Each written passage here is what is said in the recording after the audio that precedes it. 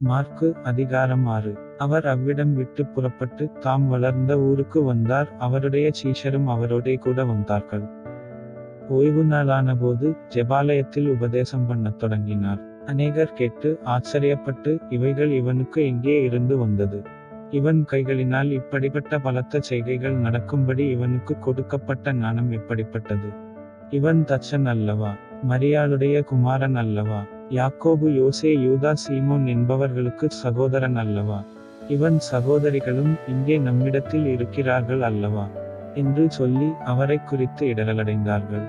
இயேசு அவர்களை நோக்கி, தீர்க்கதரிசி ஒருவன் தன் ஊரிலும் தன் இனத்திலும் தன் வீட்டிலும் அன்றி வேறெங்கும் கனவீனமடையான் என்றார்.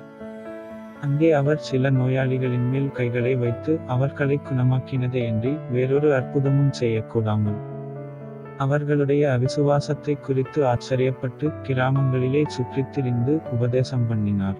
அவர் 12 அழைத்து அசுத்த ஆவிகளை துரத்த அதிகாரம் கொடுத்து, வழிக்குப் பையையாகிலும் அப்பத்தையாகிலும் கச்சையில் காசையாகிலும் எடுத்து கொண்டு போகாமல் ஒரு தடியை மாத்திரம் எடுத்து கொண்டு போகவும், பாதரட்சைகளை போட்டுக்கொண்டு போகவும் 2 அங்கிகளை தரியாதிருக்கவும் கட்டளையிட்டார்.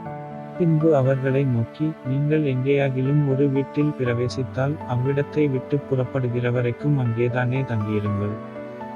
எவர்களாகிலும் உங்களை ஏற்றுக்கொள்ளாமலும் உங்கள் வசனங்களை கேளாமலும் இருந்தால் நீங்கள் அவ்விடம் விட்டு புறப்படும்போது அவர்களுக்குச் சாட்சியாக உங்கள் கால்களின் கீழே படிந்த தூசியை உதறிப் போடுங்கள். நியாயத்தீர்ப்பு நாளிலே அந்த பட்டணத்திற்கு நேரிடுவதைப் பார்க்கிலும் சோதோம் கொமோரா பட்டணத்திற்கு நேரிடுவது இலகுவாயிருக்கும் என்று மெய்யாகவே உங்களுக்குச் சொல்லுகிறேன் என்று சொல்லி அவர்களை 2 பேராக அனுப்பினார். அவர்கள் புறப்பட்டு போய் மனந்திரும்புங்கள் என்று பிரசங்கித்து அநேகம் பிசாசுகளை துரத்தி அநேகம் நோயாளிகளை எண்ணி பூசி சொஸ்தமாக்கினார்கள். அவருடைய பேர் பிரசித்தமானபடியினால் ஏரோது ராஜா அவரை குறித்து கேள்விப்பட்டு, யோவான் ஸ்நானன் மரித்தோரிலிருந்து எழுந்தான், ஆகையால் அவனிடத்தில் இந்த பலத்த செய்கைகள் விளங்குகிறது என்றான். சிலர், அவர் எலியா என்றார்கள். வேறு சிலர், அவர் ஒரு தீர்க்கதரிசி அல்லது தீர்க்கதரிசிகளில் ஒருவனைப் போலிருக்கிறார் என்று சொன்னார்கள். ஏரோது அதைக் கேட்டபொழுது அவன், நான் சிரச்சேதம் பண்ணின யோவான்தான், அவன் மரித்தோரிலிருந்து எழுந்தான் என்றான். ஏரோது தன் சகோதரனாகிய பிலிப்புவின் மனைவி ஏரோதியாளை தனக்கு மனைவியாக்கிக் கொண்டபோது யோவான் ஏரோதை நோக்கி, நீர் உம்முடைய சகோதரன் மனைவியை வைத்துக் கொள்வது நியாயமல்லவென்று சொன்னது நிமித்தம் ஏரோது சேவகரை அனுப்பி யோவானை பிடித்து கட்டி காவலில் வைத்திருந்தான். ஏரோதியாளும் அவனுக்கு சதி நினைத்து அவனை கொன்று போட மனதாயிருந்தாள், ஆகிலும் அவளால் கூடாமற் போயிற்று. அதேனென்றால் யோவான் நீதியும் பரிசுத்தமும் உள்ளவன் என்று ஏரோது அறிந்து அவனுக்கு பயந்து அவனை பாதுகாத்து அவன் யோசனையின்படி அநேக காரியங்களைச் செய்து விருப்பத்தோடே அவன் சொல்லை கேட்டு வந்தான். பின்பு சமயம் வாய்த்தது. எப்படியென்றால், ஏரோது தன் ஜென்மநாளிலே தன்னுடைய பிரபுக்களுக்கும் சேனாதிபதிகளுக்கும் கலிலேயா நாட்டின் பிரதான மனுஷருக்கும் ஒரு விருந்து பண்ணினபோது ஏரோதியாளின் குமாரத்தி சபை நடுவே வந்து நடனம் பண்ணி ஏரோதுவையும் அவனோடே கூட பந்தியிருந்தவர்களையும் சந்தோஷப்படுத்தினாள். அப்பொழுது ராஜா சிறுபெண்ணை நோக்கி, உனக்கு வேண்டியதை என்னிடத்தில் கேள், அதை உனக்குத் தருவேன் என்று சொன்னதுமல்லாமல், நீ என்னிடத்தில் எதை கேட்டாலும் அது என் ராஜ்யத்தில் பாதியானாலும் அதை உனக்குத் தருவேன் என்று அவளுக்கு ஆணையும் இட்டான். அப்பொழுது அவள் வெளியே போய், நான் என்ன கேட்க வேண்டும் என்று தாயினிடத்தில் கேட்டாள். அதற்கு அவள், யோவான் ஸ்நானனுடைய தலையை கேள் என்றாள்.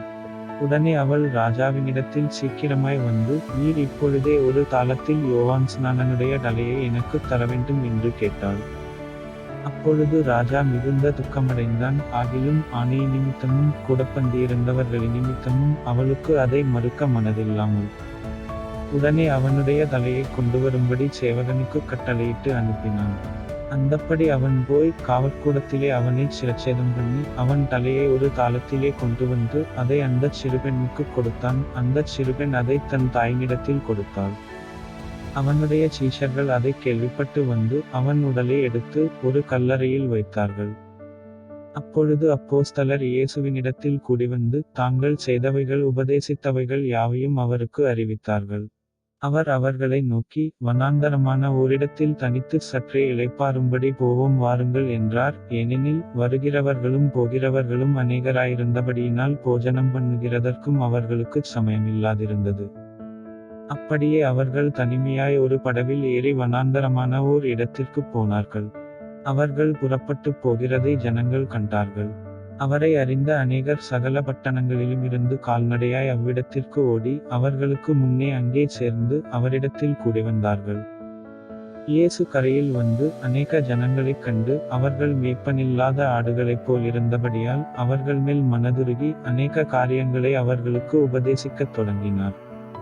வெகுநேரம் சென்ற பின்பு அவருடைய சீஷர்கள் அவரிடத்தில் வந்து, இது வனாந்தரமான இடம், வெகு நேரமுமாயிற்று. புசிக்கிறதற்கும் இவர்களிடத்தில் ஒன்றுமில்லை. ஆகையால் இவர்கள் சுற்றியிருக்கிற கிராமங்களுக்கும் ஊர்களுக்கும் போய் தங்களுக்காக அப்பங்களை வாங்கிக் கொள்ளும்படி இவர்களை அனுப்பிவிட வேண்டும் என்றார்கள். அவர் அவர்களை நோக்கி, நீங்களே அவர்களுக்கு போஜனம் கொடுங்கள் என்றார். அதற்கு அவர்கள், நாங்கள் போய் 200 பணத்துக்கு அப்பங்களை வாங்கி இவர்களுக்கு புசிக்கும்படி கொடுக்க கூடுமோ என்றார்கள். அதற்கு அவர், உங்களிடத்தில் எத்தனை அப்பங்களுண்டு, போய்ப் பாருங்கள் என்றார். அவர்கள் பார்த்து வந்து, 5 அப்பங்களும் 2 மீன்களும் உண்டு என்றார்கள். அப்பொழுது எல்லாரையும் பசும்புல்லின் மேல் பந்தியாக உட்கார வைக்கும்படி அவர்களுக்கு கட்டளையிட்டார். அப்படியே வரிசை வரிசையாய் 100 பேராகவும் 50 பேராயும் உட்கார்ந்தார்கள். அவர் அந்த 5 அப்பங்களையும் அந்த 2 மீன்களையும் எடுத்து வானத்தை அண்ணாந்து பார்த்து ஆசீர்வதித்து அப்பங்களை பிட்டு அவர்களுக்கு பரிமாறும்படி தம்முடைய சீஷர்களிடத்தில் கொடுத்தார். அப்படியே 2 மீன்களையும் எல்லாருக்கும் பங்கிட்டார். எல்லாரும் சாப்பிட்டு திருப்தியடைந்தார்கள். மேலும் அப்பங்களிலும் மீன்களிலும் மீதியான துணிக்கைகளை 12 கூடை நிறைய எடுத்தார்கள். அப்பம் சாப்பிட்ட புருஷர் ஏறக்குறைய 5000 பேராயிருந்தார்கள். அவர் ஜனங்களை அனுப்பிவிடுகையில் தம்முடைய சீஷர்கள் படவில் ஏறி அக்கரையில் பெத்சாயிதாவுக்கு எதிராக தமக்கு முன்னே போகும்படி அவர்களை துரிதப்படுத்தினார். அவர் ஜனங்களை அனுப்பிவிட்ட பின்பு ஜெபம் பண்ணும்படி ஒரு மலையின் மேல் ஏறினார். சாயங்காலமானபோது படவு நடுக்கடலில் இருந்தது. அவரோ கரையிலே தனிமையாயிருந்தார். அப்பொழுது காற்று அவர்களுக்கு எதிராயிருந்தபடியினால் அவர்கள் தண்டு வலிக்கிறதில் வருத்தப்படுகிறதை அவர் கண்டு, இராத்திரியில் 4ஆம் ஜாமத்தில் கடலின் மேல் நடந்து அவர்களிடத்தில் வந்து அவர்களைக் கடந்து போகிறவர் போல் காணப்பட்டார்.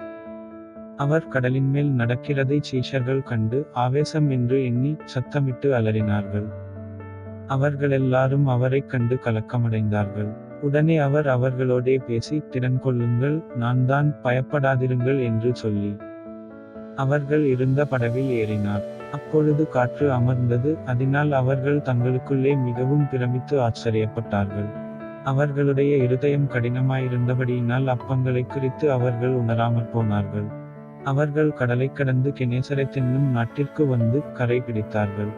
அவர்கள் படவிலிருந்து இறங்கினவுடனே ஜனங்கள் அவரை அறிந்து அந்தச் சுற்றுப்புறமெங்கும் ஓடித்திரிந்து பிணியாளிகளை படுக்கைகளில் கிடத்தி அவர் வந்திருக்கிறார் என்று கேள்விப்பட்ட இடங்களிலெல்லாம் சுமந்து கொண்டு வந்தார்கள்.